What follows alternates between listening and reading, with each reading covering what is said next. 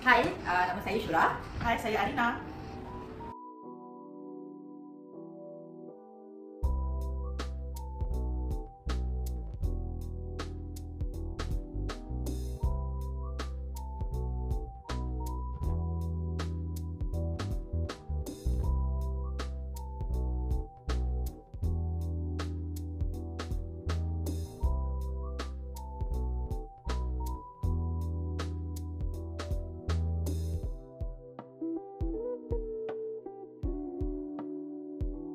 Assalamualaikum, nama saya Syafina binti Kadir, umur saya 48 tahun.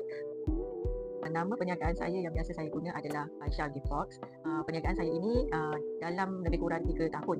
Produk yang saya jual adalah produk seperti kawat bulu, bouquet, lagi bermacam-macam yang boleh dibuat untuk berbahan bunga lah. Satu dan sebagainya adalah strategi perniagaan usahawan Nadi 2026, webinar pemasaran digital, e-kelas usahawan, kohort usahawan dan program kelas merdeka dan hari kebangsaan di Nadi. Nama saya Muhammad Amirul, saya berumur 29 tahun. Bersama komuniti, masa program tu diorang ada buat macam-macam lah, macam usahawan, cek kesihatan. Nadi ni boleh hanya guna komputer dengan phone saja.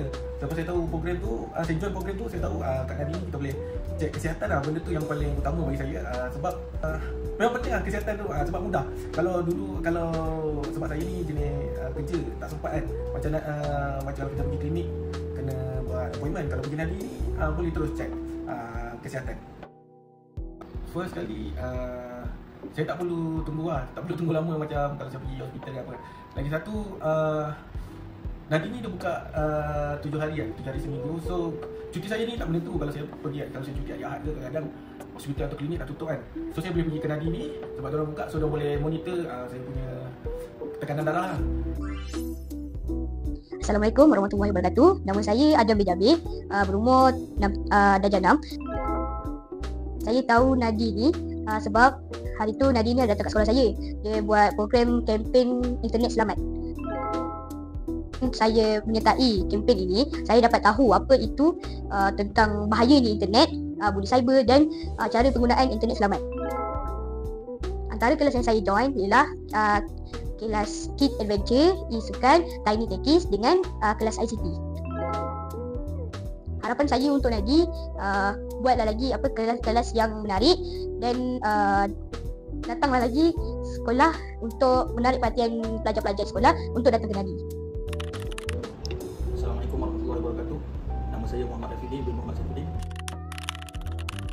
Saya dah menyertai kelas Mahir Bagi Gadget. Bukan itu saja, saya juga ada menyertai kelas AI untuk rakyat, cyber security. Saya juga menonton podcast Nadi dan webinar Nadi. Alhamdulillah, saya rasa program Nadi Mahir ni patut diteruskan lah sebab bagus, and peralatan pun semua disediakan keperluan untuk belajar. Saya belajar banyak benda juga dari program-program Nadi. Dari staff Nadi pun banyak yang membantu dalam program-program Mahir dan program-program Nadi lah. Terima kasih Nadi. Terima kasih Nadi. Terima kasih Nadi. Berbagai perkhidmatan yang disediakan oleh Nadi, pilihlah Nadi sebagai tempat rujukan anda. Kami sentiasa menyokong komuniti. Jumpa anda di Nadi.